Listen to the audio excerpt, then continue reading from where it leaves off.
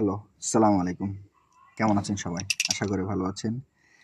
আম আমি আমার বাংলাদেশী ভাইদের এবং ছাত্রদের সবার উদ্দেশ্যে আমি কিছু কথা বলতে চাচ্ছি। প্লিজ সবাইকে উদ্দেশ্য করে বলতেছি।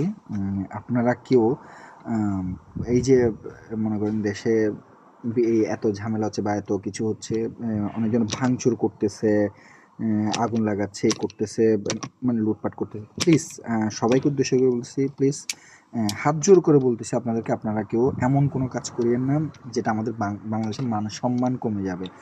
ভাঙচুর করার দরকার নাই, লুটপাট করার দরকার নাই, বা কোনো কিছুতে আগুন দেওয়াই মনে করেন। হ্যাঁ, আমি বুঝতে পারতেছি যেই আওয়ামী লীগের যেই বড় বড় নেতাগুলো ছিল যারা অবৈধভাবে সম্পদ করছে, সম্পদ তৈরি করছে, ওদের জিনিসগুলোই আপনারা মানে পোড়াই দিচ্ছেন, নষ্ট